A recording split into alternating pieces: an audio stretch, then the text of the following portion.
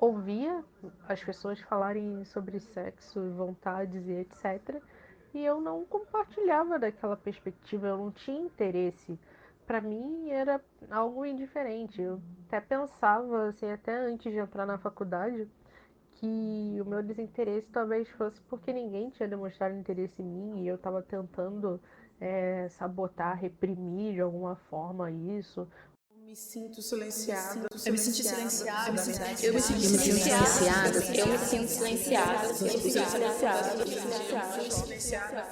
Eu me senti silenciada. Olá, queridas ouvintes do Silenciadas. Antes de começarmos o episódio de hoje, eu quero dizer muito obrigada. A série tá com números muito bons e eu tô muito feliz com a repercussão que vocês estão dando a ela. Então você que ainda não segue Silenciadas nas redes sociais, eu vou pedir para você correr lá pro nosso Twitter, pro nosso Instagram, pro nosso Facebook, seguir a gente e ajudar a bater a minha primeira meta, que é de 500 seguidores. Quando chegar a 500 seguidores, eu quero fazer um sorteio muito legal. A série Corpos Silenciados de hoje será um episódio focado em mulheres assexuais. Hoje teremos a Beatriz, uma pessoa assexual, agênero e panromântica. Aí você deve estar se perguntando, Tainara, o que é tudo isso, Tainara? Vamos por partes.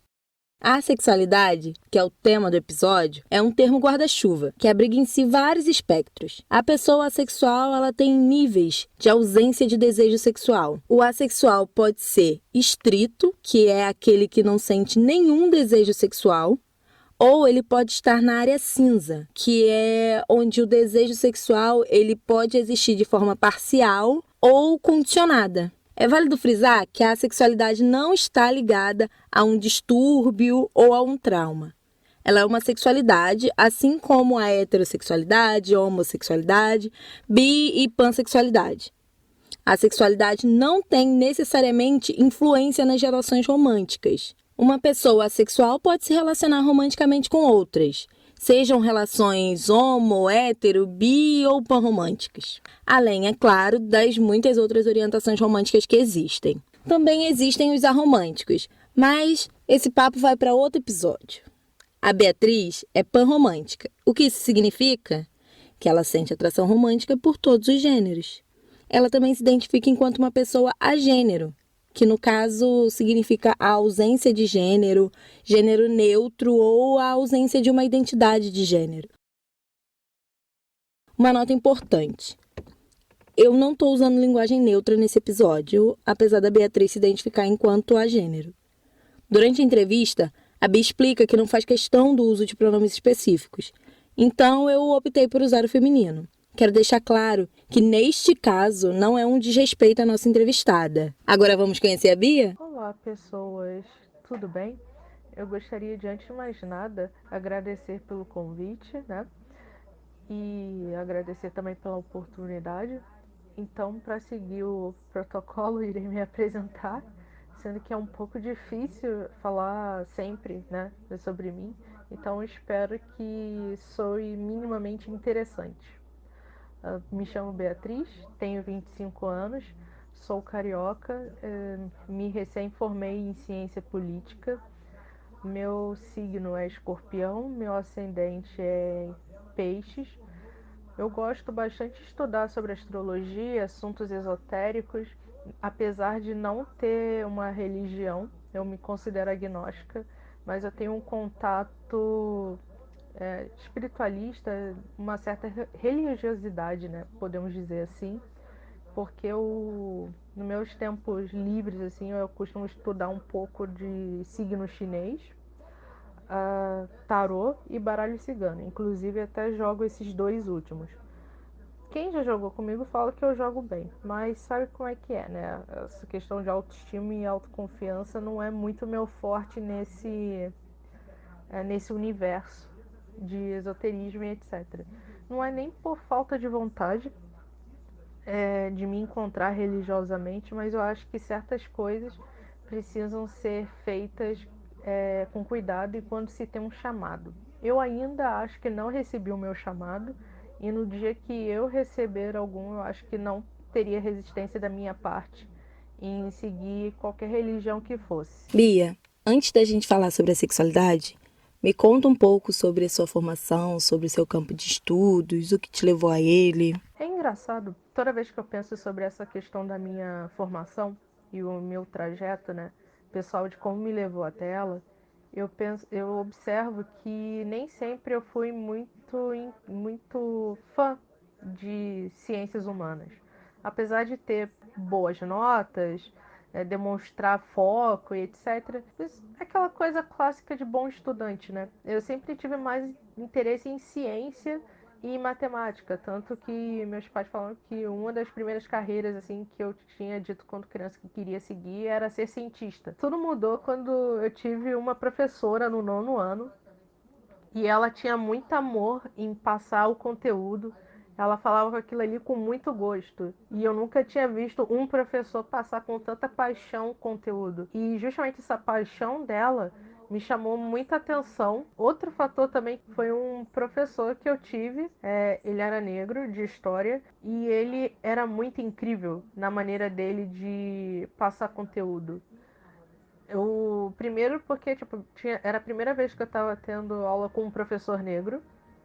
Estudei em escola particular. Depois, pesquisando sobre carreiras e tudo mais, assim, no 9º ano a gente começa a se preocupar com essas coisas lá pelos 14, 15 anos. Foi aí que eu esbarrei com a carreira diplomática, né? Até mesmo por incentivo do meu pai. E nisso eu fui meio que guiando aos poucos a minha formação, né? Meu foco de interesse para essa área. E no ensino médio foi aí que eu comecei a me interessar muito mais por política. E nisso, aos poucos, eu sinto que eu fui naturalmente caminhando para a ciência política. Mas ainda não sabia da existência desse curso. Eu fiz a prova do Enem, quando chegou finalmente o 3º ano, né, pré-vestibular, e a minha nota no Enem não foi muito boa. Mas, independente da nota, eu fui procurar qual curso que poderia se adequar para minha necessidade, que era, no caso, ter conhecimento prévio para conseguir fazer o concurso para ser diplomata. Ironicamente, hoje eu não me enxergo, não me entendo mais estando numa carreira para diplomacia, mas quem sabe no futuro, né? Eu abri cada faculdade do Rio e fui lendo todos os cursos que tinham ali. Aí foi história, jornalismo, relações internacionais. Por algum motivo curioso, eu nunca senti muita afinidade por relações internacionais. E até que eu vi ciência política na Unirio. O nome me chamou a atenção porque ciência, lembra que eu tinha falado lá no começo que eu gostaria de ser cientista, e política, que era justamente um dos meus objetivos. Aí foi aquela coisa bem boba mesmo no Google, digitando ciência política, o que é? E eu pensei, pô, esse é o curso que eu quero, ele é perfeito para mim. Quando eu vi que eu realmente passei, fiz a minha matrícula e tudo, foi, vamos dizer assim, o começo de um sonho. Assim, nunca pensei também que eu poderia realmente entrar numa universidade e tal, porque às vezes parece algo meio distante, né? Minha trajetória dentro da faculdade, eu acho que é a trajetória parecida de todo estudante negro que entra no ensino superior. É cheio de altos e baixos. Você vai encontrar pessoas muito legais, você vai encontrar professores muito legais, você vai ver coisas que você não gostaria de ver ou de passar, racismo, essas coisas todas, e até mesmo se questionar qual é o seu local no mundo sendo um acadêmico negro, né? Se você quer ser um acadêmico negro que fale sobre questões da negritude, ou você só quer ser um acadêmico negro que não necessariamente fale destas coisas. E foi aí para mim que foi importante me estabelecer e decidir qual caminho academicamente, intelectualmente, até mesmo como cidadã, né, eu gostaria de seguir. Então, o Silenciadas, esse podcast, ele surgiu para ser meu trabalho de conclusão de curso em jornalismo. E como você falou sobre as coisas que um estudante negro sofre e vive na universidade, eu vou adiantar uma pergunta que geralmente é feita mais no final. Você se sentiu silenciada na universidade em algum momento ou na vida de uma forma geral? Nossa, essa pergunta ela é muito incrível, porque volta e meia eu me pego refletindo sobre essa questão dos silêncios, do silenciamento, e quando eu olho retrospectivamente na minha vida, percebo que em diversas situações, em diversos ambientes, familiar, escolar, principalmente o escolar, que eu me colocava como ouvinte, aquela pessoa, aquela amiga que preferia ouvir do que falar. Na verdade, era uma pessoa que nunca teve oportunidade de ter suas ideias ouvidas ou de conseguir conversar, né? Ter um diálogo. Na verdade, era simplesmente um monólogo, onde uma outra pessoa sempre colocava coisas para você e você ouvia e às vezes dava um conselho ou só servia como ouvinte. E sinto que, apesar de que eu até gosto de ouvir, gosto de ajudar as pessoas que às vezes procuram uma palavra amiga, né? Essa questão do suporte, percebo que ao mesmo tempo eu não consigo separar tanto até onde eu gosto, né, dessa posição ou foi algo que me obriguei a gostar, entende? No contexto da faculdade, tiveram várias situações que eu sofri silenciamento, principalmente envolvendo política interna do curso, porque eu me envolvi durante um tempo em centro acadêmico, um movimento estudantil. Eu sentia que tudo que eu falava, as pessoas interpretavam como se eu quisesse arrumar briga, ou que a minha opinião não tinha tanta relevância assim, indo para um contexto institucional, né, em sala de aula, eu não me sentia tão confortável assim em participar em aula. Tanto que era até engraçado que tinha alguns professores que gostavam muito das minhas intervenções, que só faltavam eles pedirem pelo amor de Deus, porque eles sempre olhavam para mim, que sabiam que tinha alguma coisa para dizer e eles ficavam incomodados com eu não querer falar, né? E muitas vezes eu evitava de participar em aula e em falar porque eu sabia que minhas opiniões, minhas visões não eram tão bem recebidas. Mas o silenciamento acho que mais brutal assim que eu sofri foram dois, todos na faculdade. Um que um professor foi extremamente agressivo comigo, ele chegou a gritar comigo no meio de uma apresentação. Aquilo ali para mim foi a gota d'água. É assim que ele deu oportunidade, eu simplesmente rebati, questionando por que que ele estava gritando comigo e por que que ele estava faltando com respeito comigo, porque eu sempre respeitei ele. Ele ficou furioso e achei mais curioso porque ninguém da turma veio intervir em minha defesa, até mesmo quando eu pensei talvez em fazer um processo administrativo contra esse professor. Comentava a história, muitas dessas pessoas, a maioria brancas, né, colegas de faculdade, falava: ah, mas ele é assim mesmo com todo mundo, ou ah, eu não acho que ele tenha sido racista. Outra situação foi um estudante calouro, mas ele era bastante influente, principalmente no movimento negro da faculdade. Estava tendo uma situação de eleições dentro do curso, ele simplesmente invadiu o centro acadêmico, ele estava concorrendo também à vaga, ele entrou gritando, eu perguntando o que estava acontecendo, ele me cortando, falando cada vez mais alto. E quando eu levantei para tentar tirar satisfação do porquê que ele estava gritando, ele saiu correndo. Sendo que tinha várias situações que esse mesmo rapaz, esse mesmo estudante me cortava ou cortava outras mulheres, independente do tom de pele delas. Curiosamente, esse rapaz é negro, ele é gay. E eu ficava pensando, pô, ele é negro, ele é LGBT como eu, porque ele está me silenciando, né? Levei isso à frente pro coletivo feminista, depois me foi questionado porque eu não levei isso pro coletivo negro, porque eu sabia que ia acontecer a mesma coisa que aconteceu sempre, terminar em pizza. Tanto que eu poderia passar aqui, sabe, horas falando sobre diversas situações de violência e silenciamento, até mesmo correr o risco de citar, sei lá, pessoas que são até um pouco famosinhas no meio da esquerda, todos homens e que ganham em cima de discursos bonitos, de empoderamento, principalmente empoderamento LGBT, feminino e racial. Eu não me sinto confortável em citar nomes, já adianto.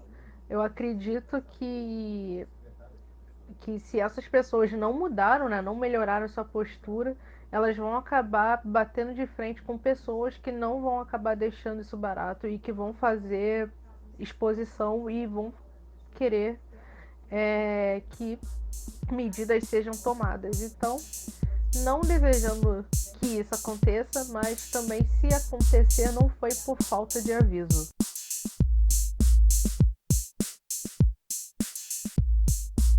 O ambiente acadêmico é essa relação doida de amor e ódio. Eu já falei isso aqui no podcast. Eu tenho uma relação muito forte de amor e ódio com a universidade.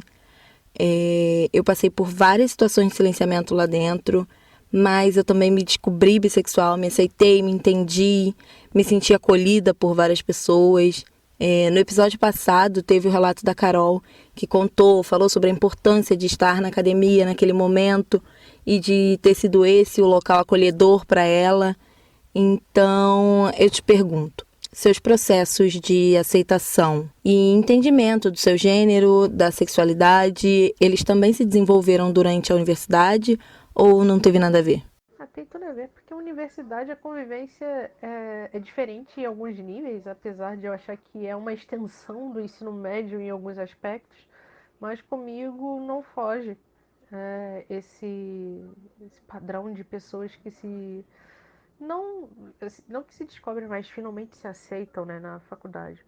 Eu me compreendo como assexual desde os meus 15 anos e foi por uma pesquisa totalmente banal assim sobre sexualidade no geral, porque eu tinha tido interesse num colega do colégio e quando eu falei sobre o meu interesse, ele se revelou gay pra mim e nisso eu acabei me interessando sobre o assunto, principalmente pela questão do relato dele, né, das violências que ele já tinha sofrido no colégio, que ele tinha mudado várias vezes.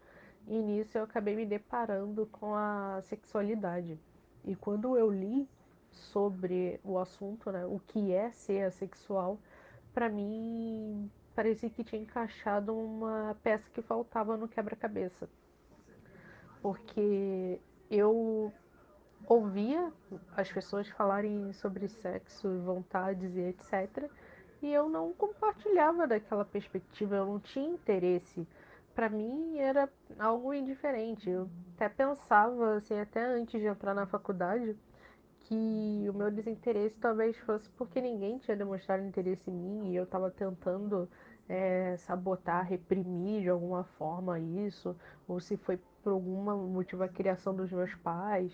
Aí quando eu estava na faculdade, eu conheci uma pessoa e eu tinha um blog pessoal, estava falando sobre como me sentia, etc. E eu não sabia que essa pessoa, que até hoje é minha namorada, ela tinha visto esse meu relato e falado: "Ah, você é assexual, né?" Imagine minha cara assim de surpresa. Alguém chega e pá, meio que te tira do armário, sabe? Porque até então nunca tinha falado com ninguém sobre isso. E ela disse que me entendia, né? Apesar dela não ser ace também. E a partir disso eu comecei a tentar explorar isso, tentar me entender. Eu entrei em grupo LGBT na faculdade, comecei a falar abertamente sobre o assunto, acabei conhecendo outras pessoas que também eram assexuais lá e que tinham um processo parecido com o meu, e a gente formou meio que uma aliança, né, para discutir essas coisas. Só que nem tudo foi flores. A gente, ao mesmo tempo que conseguimos um pouco de acolhimento, a gente começou a sofrer ataques, como se a gente estivesse inventando uma sexualidade, como se a gente estivesse reprimindo, ou como se fosse tudo para chamar atenção, ou como fosse algum traço de imaturidade. Nada mais psicofóbico e capacitista do que isso, né? Sobre gênero, eu também tive esse entendimento na faculdade, só que o processo foi um pouco diferente. Eu desde sempre, desde criança, eu nunca fiz tanta questão de me encaixar em qualquer modelo, tanto masculino ou feminino. Tanto que eu detestava quando tentava separar coisas, isso é de menino, isso é de menina. E eu sempre tive muita dificuldade de me relacionar com meninas, no geral, porque elas parecia que tinham um asco de mim por gostar de coisas de rapazes. E eu até tentava conversar com os rapazes e tal, mas não era a mesma coisa, porque eles não me enxergavam como uma amiga, né? Me enxergavam como a pessoa que tá sempre ali e que tem, às vezes, alguns assuntos em comum, sabe? E foi bem solitário, assim, em diversas situações. Então, pra mim, foi muito complicado nesse sentido da interação. Só que eu achava que era, como posso dizer assim, eu sou uma garota diferente que gosta de coisas que garotos gostam, não gosto de coisas que garotas gostam. E fui meio que levando isso até eu entrar na faculdade. Confesso que às vezes essa parte do discurso, até mesmo meu pensamento, era até um pouco machista ou até mesmo misógino, né? Bem complicado. Eu não sou como essas garotas, né? E tentar se colocar como superior por gostar de coisas que são vistas não femininas. E quando eu tava conversando com essa moça, né, essa minha amiga, que ela tinha lido meu relato num blog, nem sabia que ela me seguia, né, sobre a sexualidade, ela estava passando por um processo de transição de gênero, né? Ela estava transicionando de verdade, né? Confessou para mim que, na verdade, ela sempre se sentiu de um jeito e não de outro, como eu a conheci previamente, né? E eu decidi ajudá-la nesse processo, dar suporte, etc. E observando esse processo dela, eu também percebi que tinha coisas parecidas na minha narrativa. E, e era meio complicado porque via que, assim, ela tem algo bem demarcado. E eu não conseguia demarcar bem até onde ia essa minha, vamos dizer assim, essa minha expressividade ou a minha identidade. Então, atualmente, eu até me apresento como uma pessoa agênero, né? Assexual, ou seja, eu não tenho atração sexual, mas eu tenho atração romântica independente do gênero. E nessa questão da ageneridade, eu até reflito até hoje esse rótulo me confere bem, porque assim, apesar de falar, eu não tenho gênero, né, dentro das caixinhas de gênero binarista, como é que são colocados os estereótipos, a expressividade, etc., ao mesmo tempo eu meio que me sinto pertencente aos dois, né, aos dois gêneros e qualquer outro gênero que eu já tinha lido, assim, sobre a expressividade e tudo mais, eu sinto que de alguma forma eu me sinto pertencente a ele. Então é uma coisa que eu tenho explorado bastante ainda, né? E mas eu não costumo falar muito abertamente sobre o meu gênero, porque eu não enxergo necessariamente, não entendo como se fosse uma bandeira em si que eu, pelo menos, faço questão de reivindicar para mim, né? Tanto que não me importo realmente com os pronomes utilizados, etc., mas eu faço questão de se vamos dizer assim, militar pelo direito de outras pessoas fazerem questão pela utilização deles, né? De ter suas identidades reconhecidas e etc.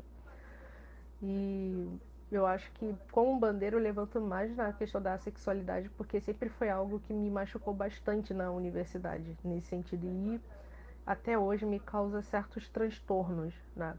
Quando eu me revelo ace. O que é até irônico, né? Se eu falar que, tipo, eu sou agênero, causa menos problema, né? Menos transtornos nos meus relacionamentos, assim, de amizade, do que falar que eu sou assexual. Porque sempre vem aquelas perguntas invasivas, assim, mas você nunca fez sexo? Como é que você sabe se você não fez? Sendo que, tipo, esse não é o ponto. Então, como eu falei mais cedo para os nossos ouvintes, a sexualidade ela tem vários espectros, né? Você se identifica em qual? E como foi para você descobrir a sexualidade e também entender em qual espectro você se encaixa? Bom, como foi dito, a sexualidade é um grande espectro, né? Tem diversas outras sexualidades que se encontram no meio desse grande guarda-chuva que eu até particularmente não conheço. Mas tem muita gente que está produzindo vários conteúdos bacanas, até mesmo o pessoal no Twitter fala mais sobre sua própria vivência e outras identidades. Acho que vale a pena dar uma olhada e estar aberto a olhar, né, conhecer outras sexualidades e tal. Até mesmo você acaba se identificando e se entendendo melhor. A sexualidade não é nem um assunto complexo, né?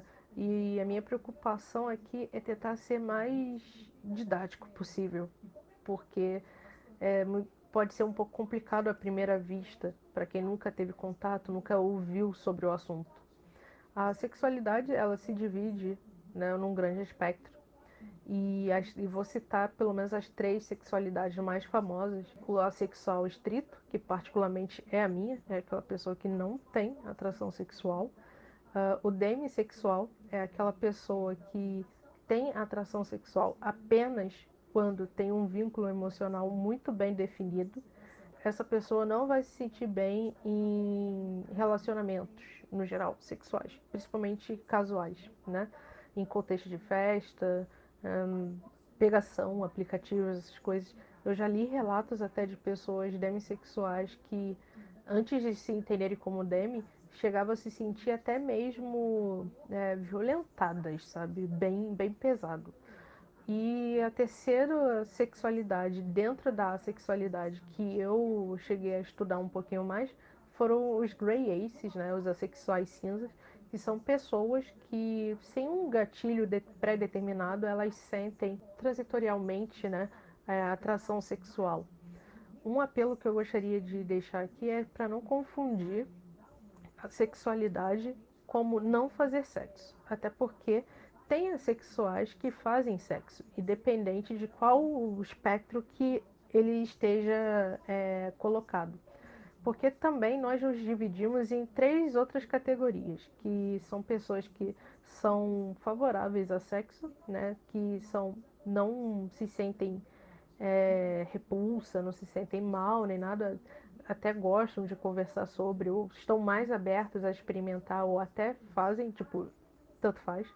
Tem o pessoal que é indiferente, então meio que se tiver que fazer, caso quisesse, estando no relacionamento ou no contexto, seja por curiosidade ou algo do tipo, vai fazer, ponto.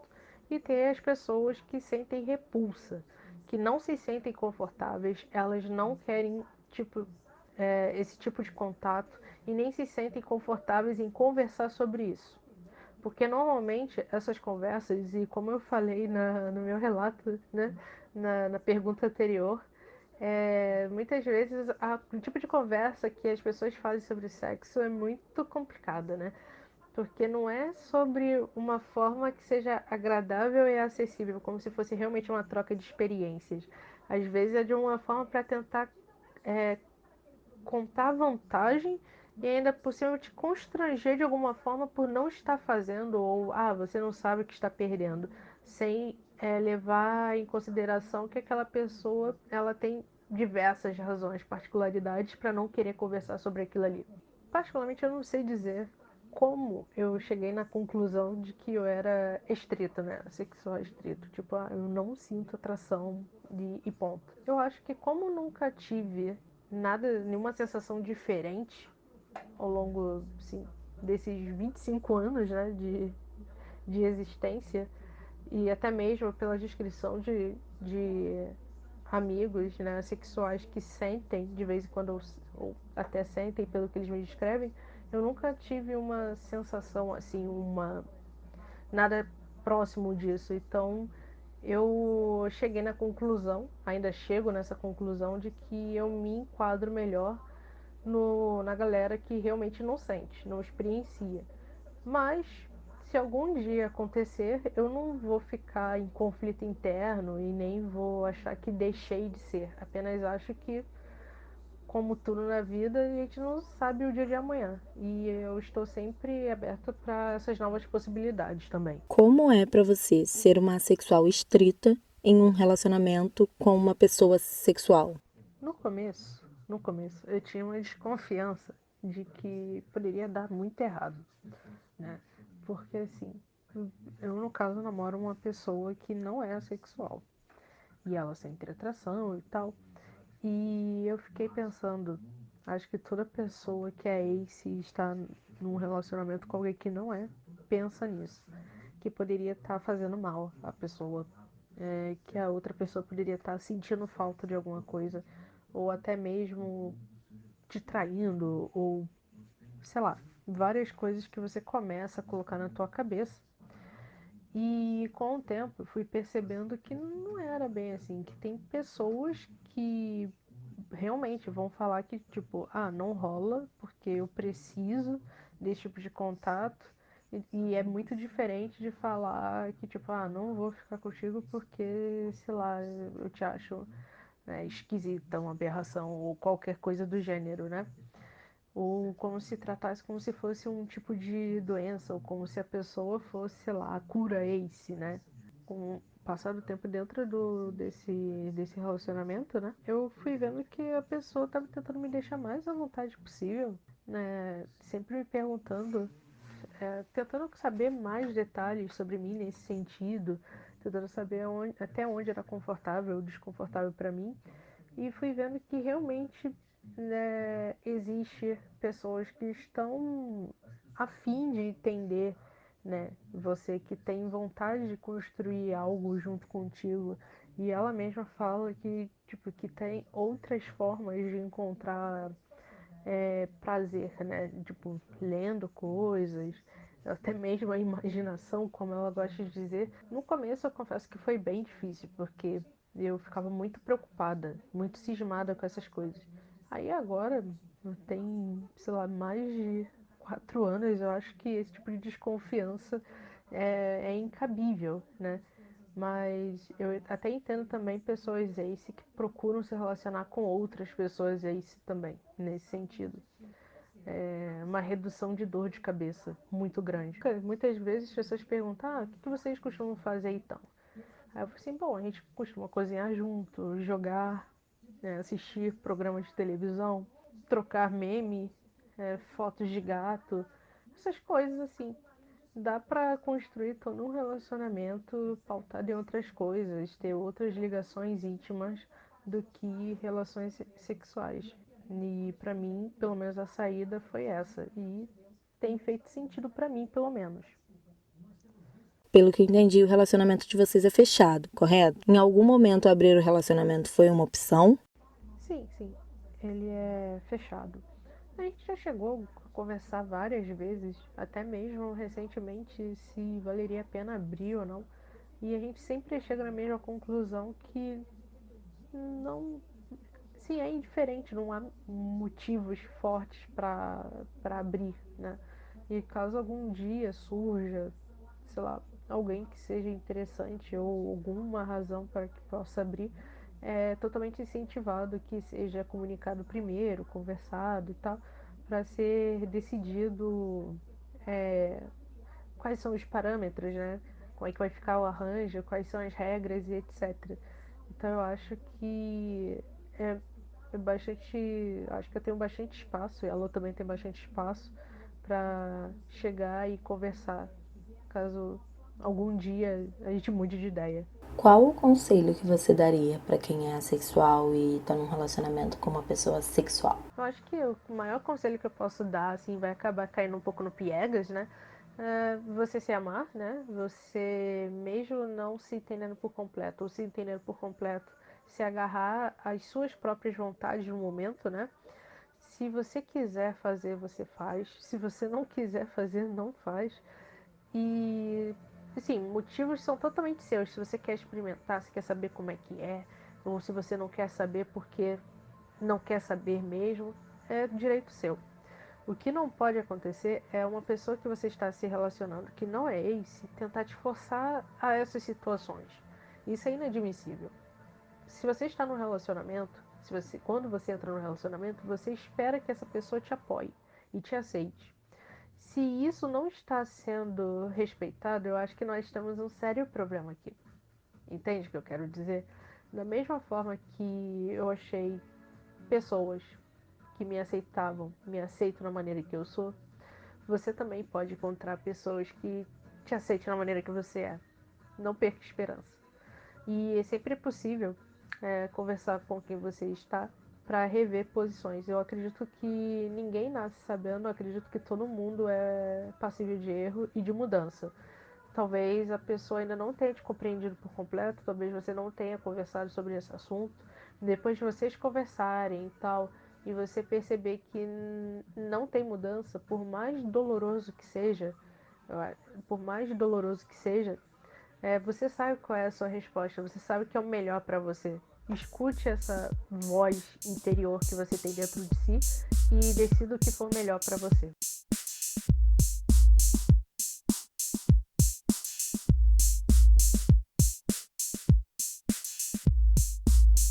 Antes de finalizar essa entrevista, eu vou fazer a leitura de um relato anônimo recebido aqui pelos Silenciadas. Oiê, meu nome fictício é Iris.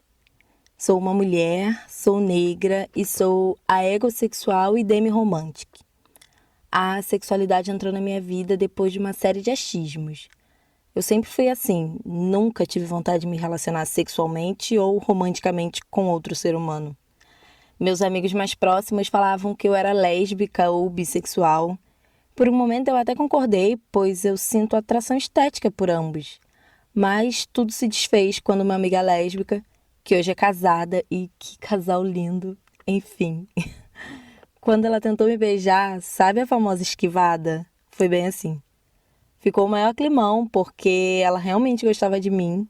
Depois desse evento, eu fiquei curiosa para saber quem eu realmente era. E sou, né? Então eu fui pesquisar no Pai dos Burros. Pessoas que não sentem vontade de transar. Bem vulgar mesmo. E achei a denominação assexual. Parecia que meu mundo anterior não tinha sentido e a partir dessa descoberta, eu reencontrei as cores do meu arco-íris. Foi bem assim mesmo, viu? Quando tu entra de primeiro no assunto, tu fica totalmente perdido. E o mundo assexual é enorme, abrange tanto assunto, sentimento, vivência, entre outras coisas. Muito legal, né? Eu fiquei muito feliz por me encontrar, me conhecer e saber que existem milhares de seres como eu. É uma sensação única e maravilhosa. E não é doença. E, por favor, não diga que somos assexuados. Eu adoraria ser uma estrela, mas, por um acaso do destino, eu nasci um ser humano. Tudo isso só mostra a importância dos grupos, dos sites, das pequenas e raras reportagens sobre o assunto. Podem haver vários assexuais por aí, mas é um assunto pouco falado. E como também nem todos têm acesso a tal informação, poucos se identificam e conseguem se achar na comunidade assexual. Fica a dica, se puder espalhar o conhecimento, espalhe sempre que possível, para que mais assexuais se sintam acolhidos, reconhecidos e representados. Vou sim explicar a minha orientação sexual e romântica. A egossexual é uma pessoa que não sente atração sexual, mas pode ter fantasias ou excitação em resposta a conteúdos eróticos ou pornográficos, mas sem nenhuma vontade de ser participante das atividades sexuais. E demi-romântica é alguém que pode sentir atração romântica apenas caso exista uma conexão especial prévia com quem é alvo da atração. Apesar da enorme felicidade que tenho em saber quem sou e ser reconhecida por isso, ainda não me assumi para meus parentes. Nasci em um berço cristão. Sim, sou cristã. Sou ativa na igreja, mas não me vejo casando e tendo filhos. Meus familiares ainda têm a esperança de me ver sendo mãe, então é difícil bater de frente com anos e anos de crenças, costumes. E sim, além de tudo, eu ainda sou childfree. Ainda espero poder me assumir um dia. Espero ter sido o mais transparente possível. Assim termino e agradeço grandemente a oportunidade de compartilhar um pouco do meu mundinho. Beijos de luz. Esse foi o relato da nossa ouvinte. Foi um relato anônimo, então vamos agradecer a Iris, que é o nome fictício que a nossa ouvinte escolheu. E vamos nos despedir da Bia e ouvir as recomendações que ela tem para fazer? Eu gostaria de agradecer pela oportunidade que me foi dada. Eu gostaria de agradecer novamente pelo convite. Eu gostei bastante da nossa conversa. Eu espero que os ouvintes também achem bastante proveitosa, porque para mim também foi bastante. E eu gostaria de ainda usar esse espaço que me resta para divulgar dois projetos que eu faço parte. O primeiro é o Todes Escola, da Todes, e nele eu ajudo a reunir e construir material junto com a equipe para promover treinamentos, capacitação para professores que possa auxiliá-los a reduzir a evasão e garantir de alguma forma a inclusão de estudantes trans nas escolas, na rede pública principalmente. E o segundo projeto é o meu projeto pessoal para aquelas pessoas que gostem de mídia nerd, geek, etc. E estejam um pouco cansados de ouvir as opiniões de sempre, repletas de preconceitos e tudo mais. O nome desse lindo e maravilhoso podcast se chama E Lá Vamos Nós. Eu espero que vocês gostem dele também, caso vocês queiram ouvir. Ele está bem no comecinho, então tenha um pouco de paciência sobre a qualidade, e é isso. Bia, muitíssimo obrigada por topar participar aqui do Silenciadas, por contar a sua experiência, por abrir seu coração com o nosso público. Muito obrigada a você, ouvinte, que acompanhou até aqui. Na próxima semana tem uma nova história. Para receber mais dicas e quem sabe alguns spoilers dos próximos episódios, acompanhe Silenciadas nas redes sociais. Agora nós estamos no Facebook e no Instagram com @silenciadaspodcast e no Twitter com @silenciadas_pod. Me sinto silenciada. Eu me senti silenciada, na verdade. Eu me sinto silenciada. Eu me sinto silenciada. Eu me sinto silenciada. Eu me senti silenciada.